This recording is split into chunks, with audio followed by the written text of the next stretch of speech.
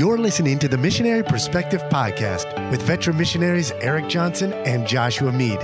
We're glad you could join us. We trust this podcast will be both a blessing and a challenge as we relate topics in world evangelism from a missionary perspective. Now, here's Josh and Eric. Hi, this is Josh Mead, and I am here with Bradley Edmondson, and he is the Executive Director of Medical Missions Outreach. We are hosting a team with Medical Missions next year, and we decided to put this interview together. I want to learn a little bit more. I want you to hear, our listeners, about this tremendous ministry. I've heard only good things about it. Bradley, this is our first time meeting. Thanks for coming on our podcast and sharing a little bit about the ministry there. Tell us a little bit about yourself. Well, I appreciate the opportunity to be with you today. It's definitely my privilege. I've heard nothing but great things about your ministry as well. I think that's the reason why God allowed us to kind of find each other and try to partner together. So I'm super excited about it.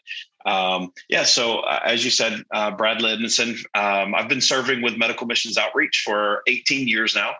My wife and I had the opportunity to start this ministry as a result of kind of going with other medical teams and seeing the need outside the U.S., but also just because of we couldn't separate our faith in Christ from our good works of what we were trying to do for other people. And we thought, man, what an incredible tool that we would be able to use medicine to help get the gospel out and help plant churches or strengthen churches around the world. And so after going with a couple of medical teams from Montgomery, Alabama, we went down to Ecuador and we went down to Peru. We just knew that this is what God was calling us to do. And so we both resigned our positions and jumped into it. And it's been absolutely amazing. What we thought would start off as just, one or two trips a year to help some friends who are in the ministry has turned into something way, way bigger than what we ever expected. And of course, that's just like God to do greater things than we imagined.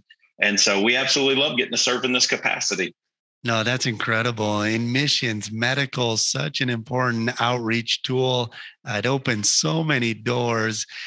Now, you mentioned that's originally you went into medicine and you were going to practice medicine in the States. And then give us a little bit of just kind of a history of how did this all come to be? I mean, you mentioned a little bit just overpass, Sure. Kind of what were some of the specifics? How did that come to be? Yeah, so we're a unique situation. I did not study medicine. So I was actually pastoring a church. My wife is a nurse practitioner. Okay. We were living in Alabama in a very rural community. In fact, our town had about 4,000 people in it. The majority, it was about 85% African-American, 10% Hispanic, and 5% Caucasian.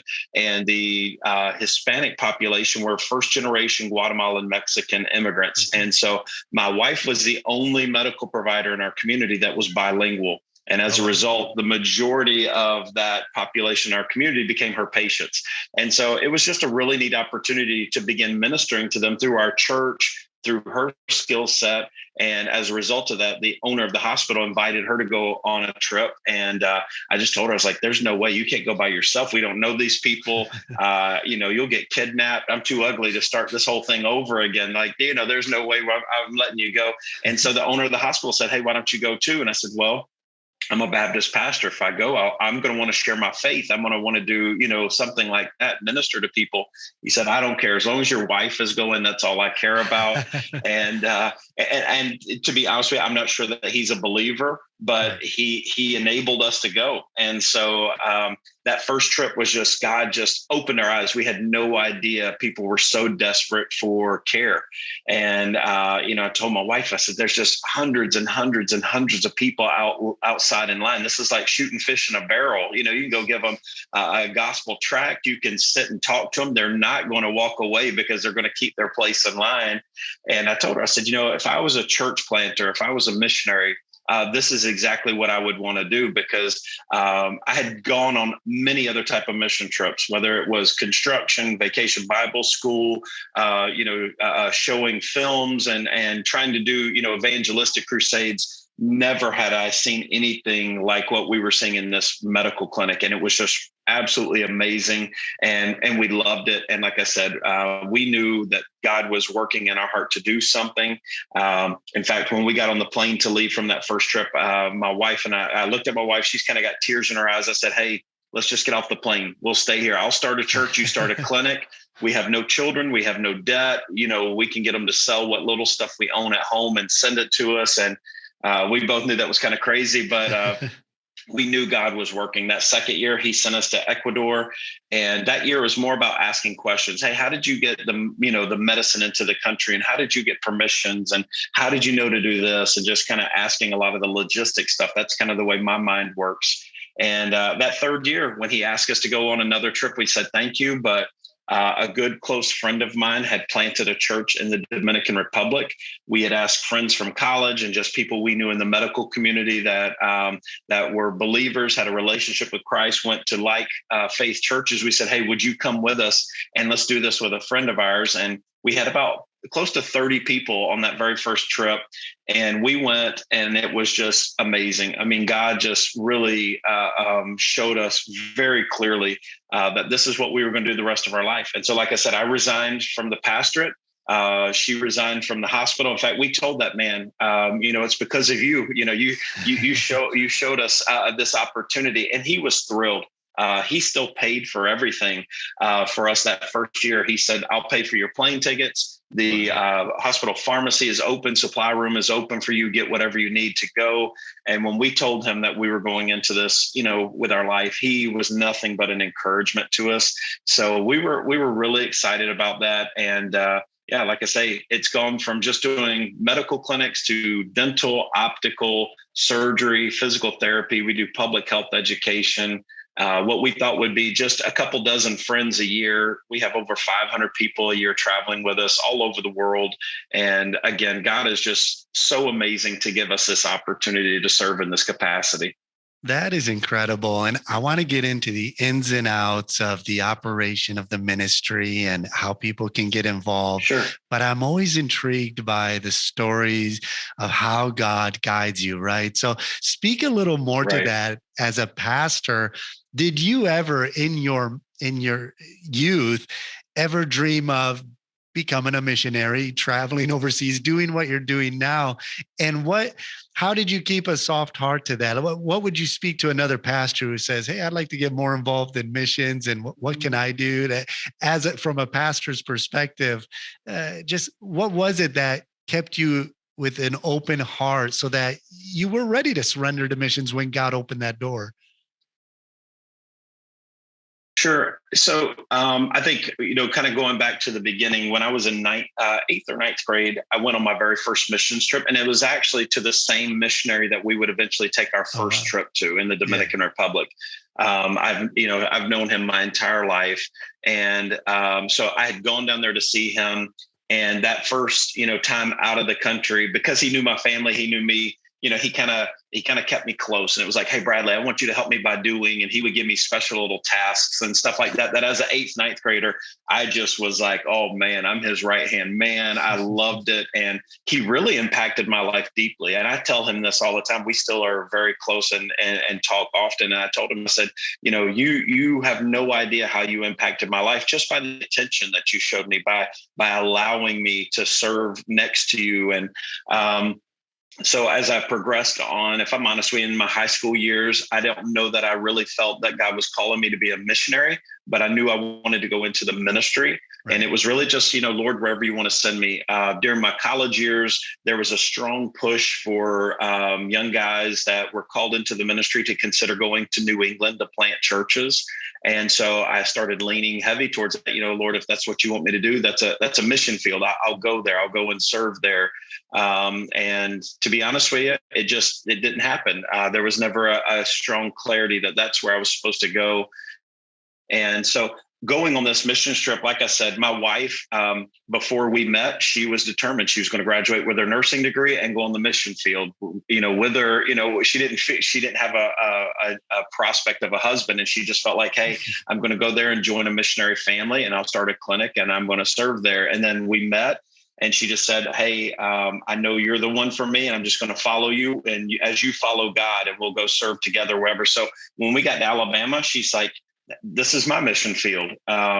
She spoke Spanish. She was able to work in the community. She had a bilingual Sunday school class and bilingual junior church that she taught at our church.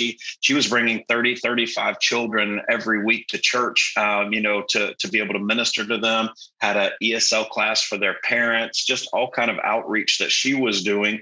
And when this opportunity came up, it was a no-brainer. We love missions. I mean, we talk about it all the time at our church. We gave Faith Promise at our church. And I was like, this is a no-brainer. Let's go on the mission field and just see what happens. And of course, the Bible is true. My eye affected my heart. I couldn't help it. I couldn't turn away from it. I couldn't turn a blind eye to the fact that these folks were in need. The opportunity, and this is something you would hear us say very, very often at MMO, to be able to dignify people, to make sure that they understand that they were created in the image of God. It doesn't matter what color their skin is, what their social economic status is, the language that they speak. I don't care. We are all created in the image of God, and to be able to minister to them by binding up wounds, by being able to, whether it's just putting your arm around someone when they come in their most vulnerable state. You cannot turn away from that. And if you're a pastor, that's what a pastor's heart is. A pastor's heart is about ministering and serving. And so for me, it was just, this automatic connection that this is a great opportunity to fulfill this passion that God had given to me. And so I would say for pastors who are out there, every chance you get, take a mission trip. I mean, if your church doesn't already allow for this, you absolutely need to speak to, some of the lay leaders in your church and say, hey, is there any way possible, if the church can afford it, please allow me the opportunity to visit our missionaries, at least one mission field a year. Go out, and they don't understand what it'll do for their missionaries to encourage them by just visiting them on the field, but also how it's going to continue to keep a fire burning that our church is going to be involved in global evangelization. So whether it's missionaries in a developed country, even if it's in the U.S., visiting your church planters, to going to an underdeveloped country and just saying, hey, I want to see your family. I want to see how you live. I want to meet your church people. I want to visit your services. It is vital. It is absolutely vital for the missions program of your church to be involved like that. We've hosted pastors and individuals, church members that support the ministry. And some of them, it was their first trip, on a mission field. And we always get the same feedback. Why haven't I done this sooner? Why haven't I taken this trip sooner? Speak to the medical side. So what would you say to a young person or whatever age who's in the medical profession? So not just pastors or ministers, but why should and when should somebody who's in the medical profession, when should they take a mission trip like this? And why should they take a mission trip like this to minister? Sure. So I would first of all just start and say that any Christian who is physically able, and I don't even say financially able, because that's the biggest stumbling block. People are deceived so fast into thinking I can never afford to go on a mission trip. And I would just go ahead and say, you need to go ahead and throw that excuse out. I'm not going to listen to it. I know God's not listening to it because he owns the cattle on 1,000 hills. He can provide anyway. If he opens a door, he takes care of all of those things. If he's laid a desire on your heart, and you know for a fact that God is calling you to visit or to go on a mission trip, he handles all of that. So I think every Christian who's physically able absolutely should visit the mission field at least once in your life. It'll absolutely change your life. When we talk specifically to medical professionals, I would definitely tell you this: you have a God-given skill set, because not everybody can handle the blood and the guts and the sights and the smells of medicine. Not everybody has a mental recall to know what to do, how to help someone, what medication does what. They don't all have that compassion. I do believe that medical professionals are compassionate people. That's the reason why you go into that field, because you want to care for other people. And sure, in the U.S., we take very good care of our medical professionals. You're making a good living with this. Let me tell you this: that God did not give you this skill set God did not bless you in these capacities just for you to have this fabulous career so that you could add all kind of commas and acronym, or, letters after your name for all the degrees that you have. He gave you that skill set. He's given you this opportunity for his glory. So use it for his glory. Go on a mission trip like us, and I'll tell you this, I know we're not everybody's cup of tea too. There's other great medical missions ministries, but I would tell you this, only go with a medical missions ministry that is gospel centric and local church centric. I would encourage you to do those two things. Medical missions outreach, we're not a humanitarian organization. We're an evangelistic team that happens to do medicine. That's the way we look at it, because we want to keep the main thing the main thing.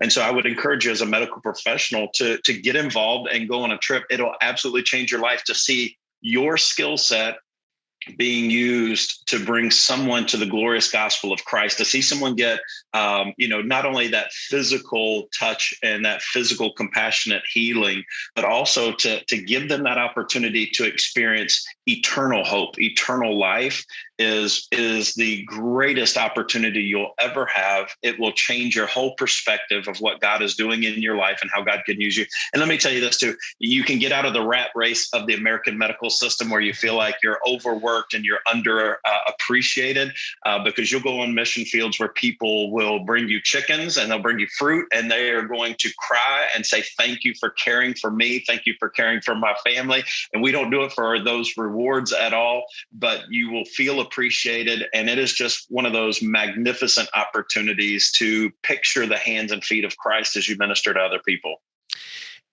I can't agree with you enough and emphasize it enough. The doors that medical ministries open, it softens hearts, it breaks down barriers, it opens doors. And I liked what you said. You're an evangelistic outreach ministry that specializes in medicine. That's what we're trying to build a team here of people who are called to evangelize, but are, have some specific skill sets. But that's the heart of the work of the Lord, getting the gospel out. And like you said, there's a lot of organizations out there, whether it's medical, sports, different ways to outreach. But if you're not sharing the gospel, you're not reaching the soul. At the end of the day, you're just trying to make them healthier with no purpose. Yeah. But I love to see how God uses these different tools. We have yet to host a specific medical team, and I'm so looking forward to hosting your team next year.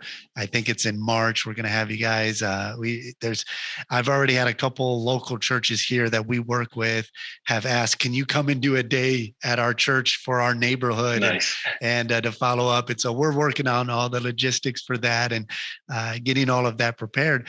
But even just a couple summers ago, we had a couple from a church in Newfoundland came to see us. They spent a week and a half or so with us. And we just opened our doors and had kids that live on the street come in. We just bandaged up some wounds. And I'll tell you what, it's life-changing just to see the gratitude and the appreciation. Nobody's taking care of these kids, and just sure. We have so much in America, and to just take a week or two out of your time to go to a country like a third world country. I want to talk a little bit. Can you share a little bit about, 18 years now of doing this ministry? I'm sure you've got all kinds of stories and experiences, and I want you to share what are some of the blessings of that you've seen with open doors and sharing the gospel. But before we get to that, can you share maybe a bird's eye view of what does a mission trip look like? How do you apply to go on one? What's the steps to take to go on a mission trip? What documents do you need? And then what do you do once you get to the mission field? And whether you're a dentist or whatever, you specialize in, what's the process for joining MMO on a mission trip? Sure. So it's really easy. Here's one of the things I have to admit as well. I get to be the voice and sometimes the face of medical missions outreach, which is a travesty because we have a fantastic staff. Several of our staff members, maybe some of the listeners have been able to check out our website, or maybe they know somebody. God is continuously growing our staff, which is a blessing. But our staff works tirelessly to make this ministry not only organized, but professional and efficient in our reach with the gospel. And so they've done a fantastic job to make this easy for travelers to go. So basically you would just go to our website, medical-outreach.com. And from there, you can read a ton about who we are, what we do, and our philosophy of medicine, and the fact that we're going to offer ethical, compassionate care. We're not mercenary medical professionals that sneak into a country or try to hide, what we're doing. We want to do everything above board, getting government permissions, getting customs permissions to bring medication supplies in.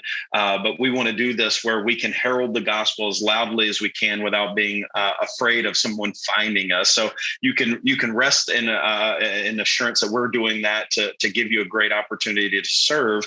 But what I would say is you can go on those trip pages and you can see all the different countries, all the different dates, and the prices of going on a trip. Currently, two of our main focuses that we do the most frequently is our medical and our optical teams. Like I said earlier, there's other options. And so if you go in there and maybe you're a physical therapist or you are a dentist and you see a trip and you don't see your specialty listed, all you got to do is shoot us an email and tell us, hey, this is my specialty. This is what I'm interested in doing. We'll add you to the team. Absolutely. We will set it all up. We will make it happen because we want you to use your skills for the Lord. The only caveat to that is we can't always do surgery. So if you're a surgeon, reach out to me separately. We have an 8,000 square foot surgical center in Central America where we run surgical teams year round there. And I would love to plug you into that facility. But going on a trip is easy. You'll just go on there, apply for the trip. You'll make a deposit. And then we handle 100% of the arrangements. If you can get to the airport on time, we've done everything else for you. You just need to go on, apply. It'll tell you the amount, but it takes care of your food, hotel, transportation, your airfare. It's all inclusive to go on a trip with us. We'll ask you for some simple documentation, whether it's your passport. If you are a medical professional, we'll ask you to upload a copy of your CV, of your passport, of your license, of your diploma, just some simple things like that so that we can indeed work with the local government, get all of our permissions secured, licensure secured. But we've made it very streamlined. We've made it very easy. We've got a fantastic staff that'll help walk you through it.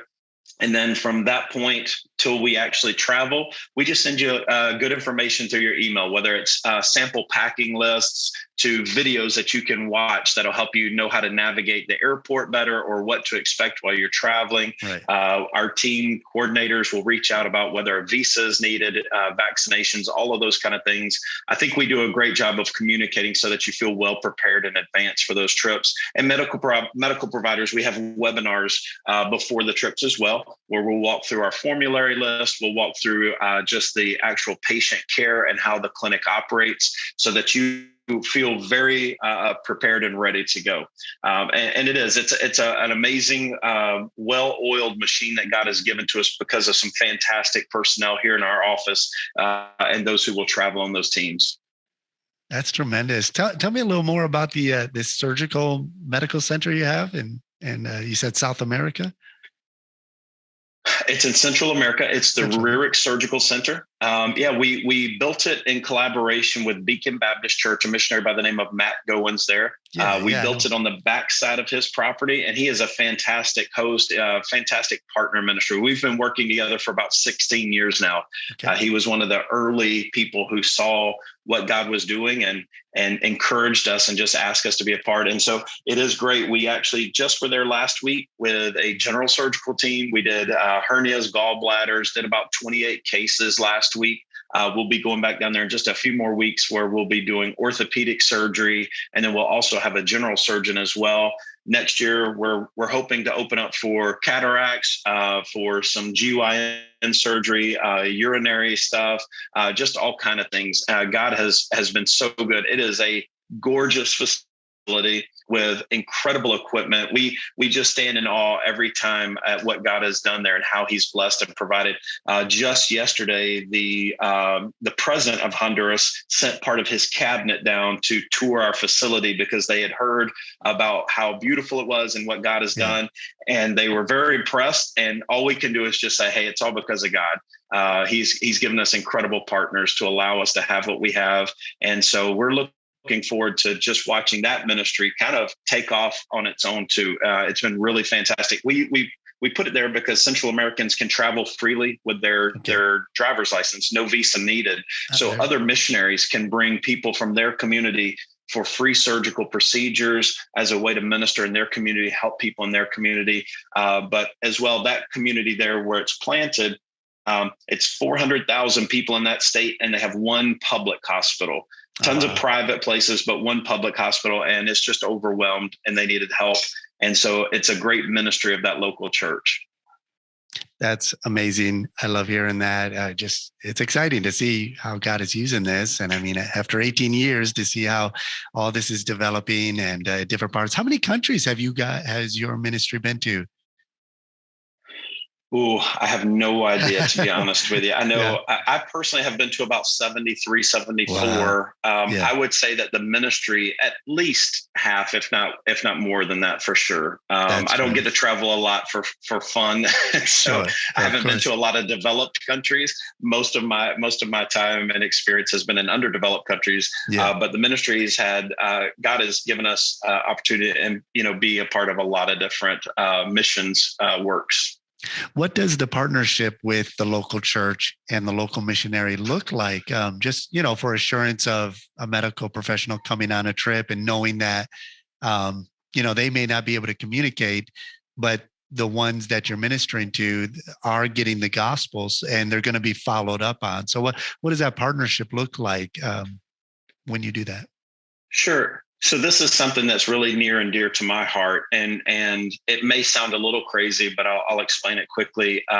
We don't want to do the evangelism, and here's the reason why. Number one, we probably don't speak the language. Number two, we probably don't understand all that goes into the customs and the local beliefs in that area.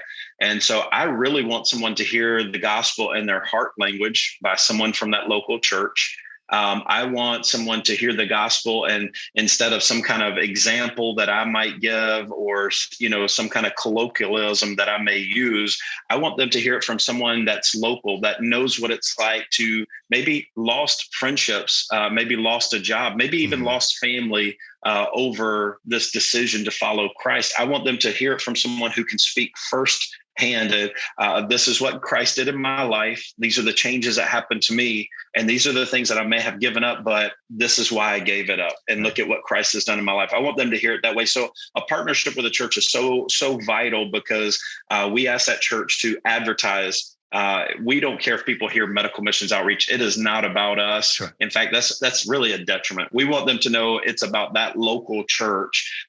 We want the church people to come and help serve with us, whether it's helping to greet patients as they come in the door, registering them, getting their name and address and phone number and age and stuff like that for us so that there's that contact made. We'll take care of the medical work. But once that patient comes in and they're registered, they're triaged, they see a provider, while they're waiting on their prescription, it's kind of like the US and Canada. You're going to have to wait for your medicine to get prepared. And so instead of just sitting around, that's when it's a perfect opportunity for someone in the church to sit down, tell them, hey, can I pray with you that God eases the pain you're in or that he brings comfort to your life? And can I share with you the love of Christ? And sit down, open up a Bible individually, share the gospel with that person.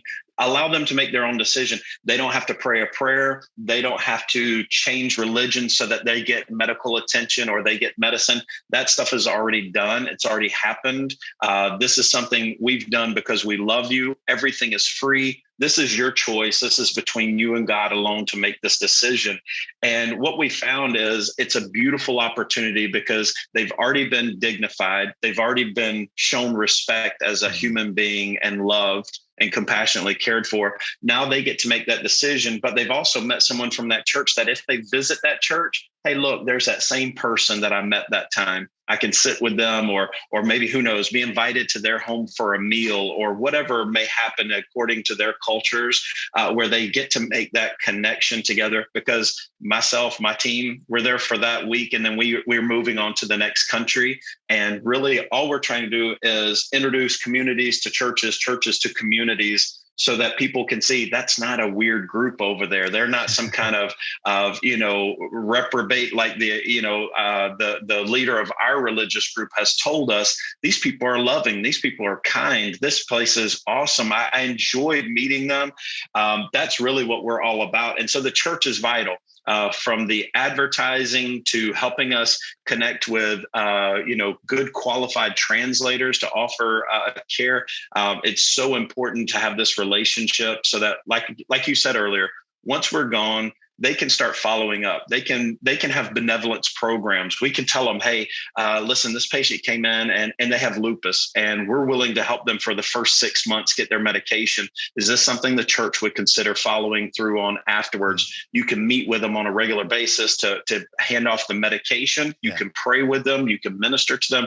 We've done that kind of thing globally, and it is fantastic because, again, I could tell you story after story. I could show you picture after picture of people who have told me with their own mouth, I came to the clinic last year. I felt unloved. I felt unwanted. I felt helpless, hopeless. And I came and I found hope. I found help.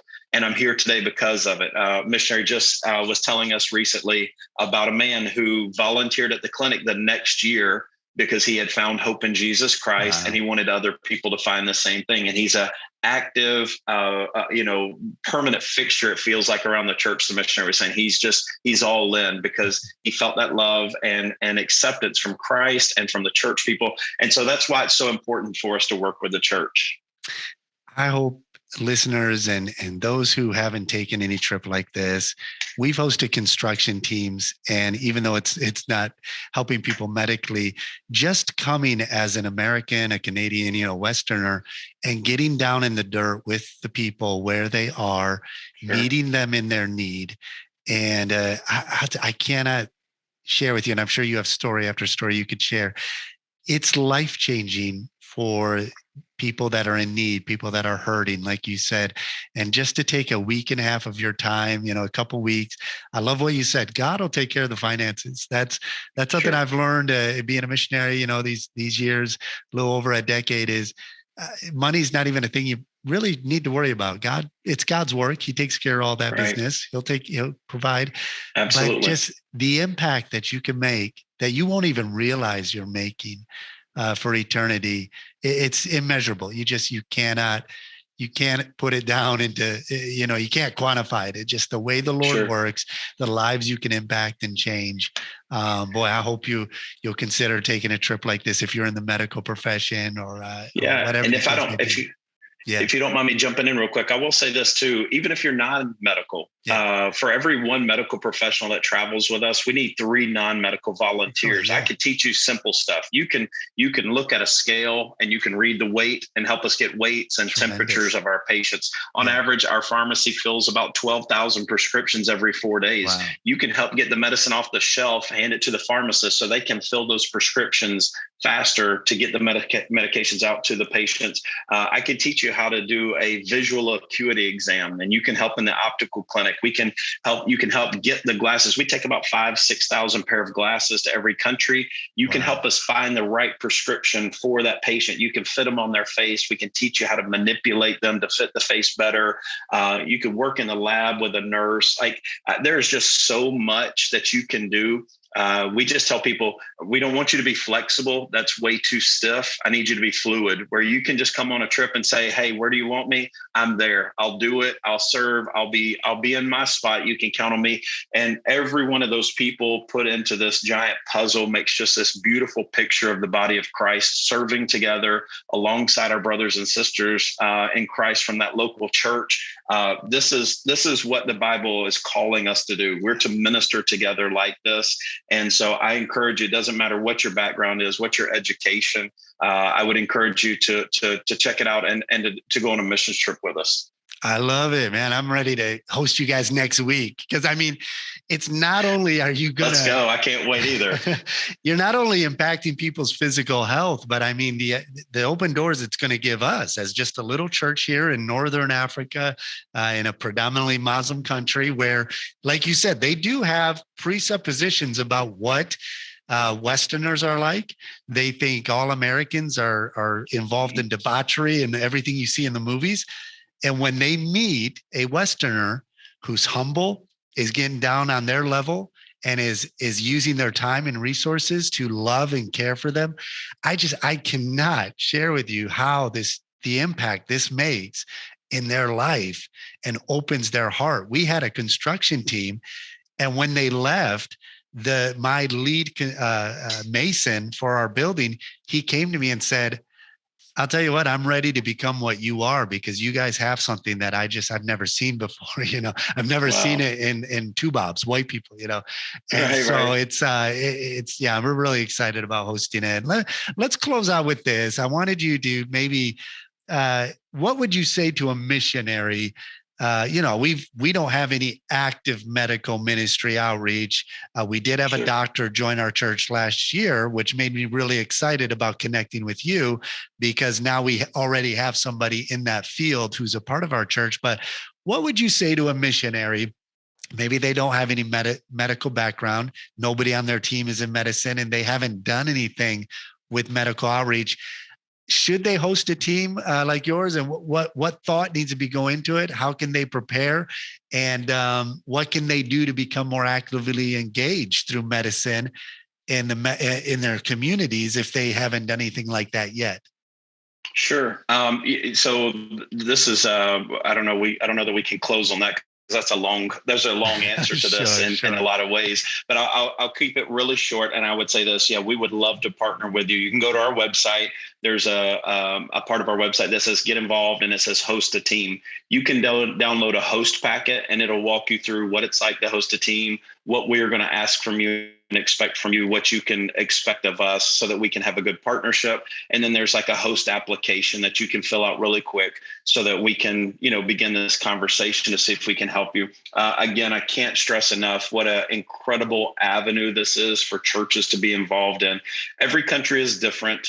But if you are a missionary in an underdeveloped country, there's a lot of similarities. Most of the medical facilities that are government owned or operated are either running short staffed, they're running with low supplies, or they're poorly equipped.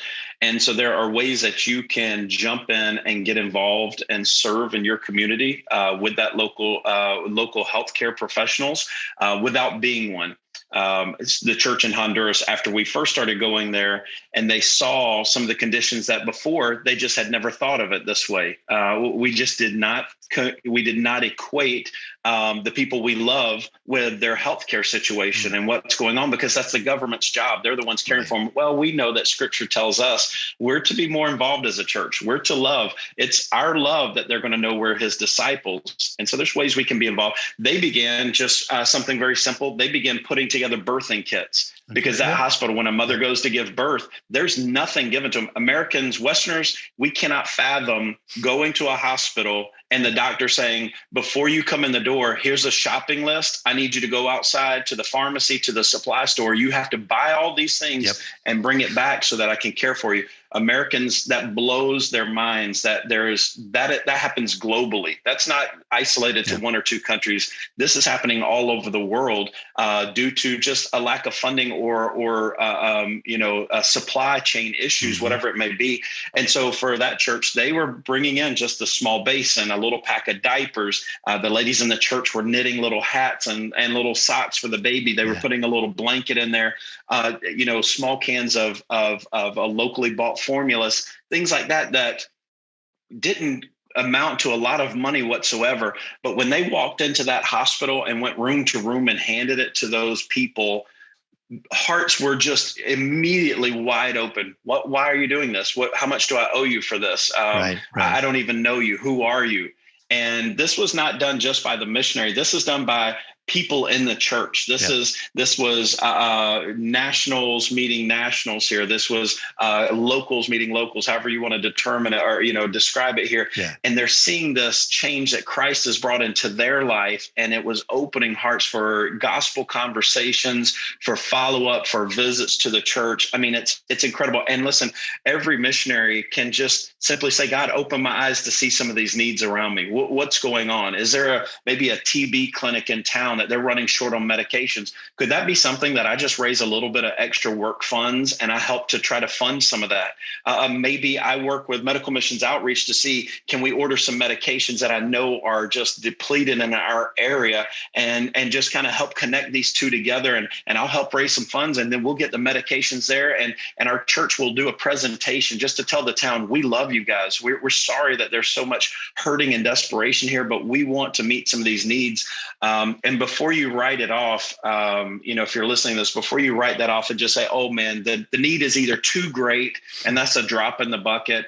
First of all, every single individual counts for Christ. Yeah. We may see, 25,000 people come through our clinics in a year, but man, I can tell you, I've asked God to help me never forget the faces and names of people every year, just saying, God, don't let me forget that this is about those individuals, that if it's just that one person that hears the gospel or that we're able to minister to, that's the way it was for Christ, going out of his way to see the woman at the well, to going to the pool at the Bethesda and helping this lame man. It was individuals. And sure, there was a lot more people that needed help, but he taught me that this is what we're doing. It's individuals, walking amongst them, doing the best we can with what we've been given. He will supply, he will provide for us here. Just keep reaching those people. And so I would love to encourage you to get involved that way, to see if there's ways that you can minister, and ask God too, just to open your eyes for what works in your community. What's the best context in your community for partnering with them? Meet some doctors, meet some nurses, meet the hospital officials, and just ask them, well, what are some of your greatest needs? What are some of the greatest things that you are lacking in order to help the people in our community? Yeah, I cannot emphasize enough, get involved in medical some way or another if you're a missionary on the field. And we started doing the same thing, what you just described, going to the hospital, handing out packets for mothers. And I'll say this, my first real experience with culture shock was with a medical situation, and just seeing people here do their best, but just seeing the lack of resources. There was a child that was born prematurely.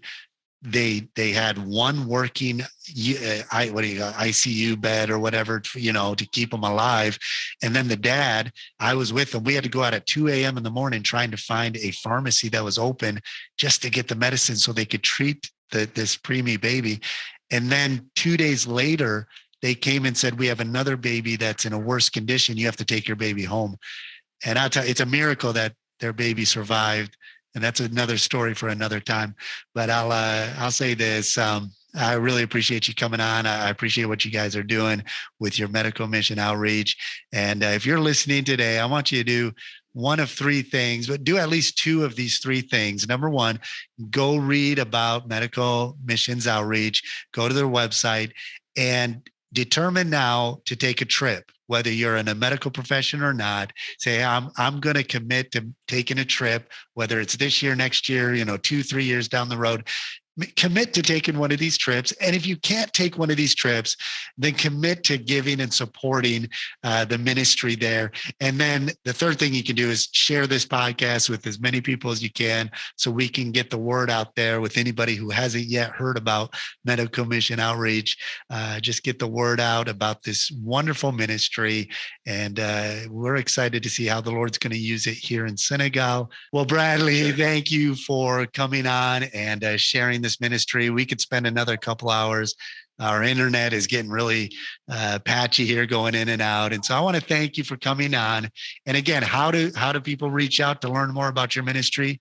So easy. Just visit us online, medical-outreach.com. You can search for us on Instagram, Twitter, Facebook. You can see tons of pictures, videos, testimonies there to help you get to know us better as you pray for us. We would love to hear from you. We would love to have you be a part of the ministry. Excellent. Well, thank you so much. Be sure to stay in touch, and we're looking forward to next year hosting you. And listener, be sure to share this podcast. I can't wait for it. We're excited. Yes. Very good. Well, thank you so much for your time. God bless. Have a great day. God bless you too.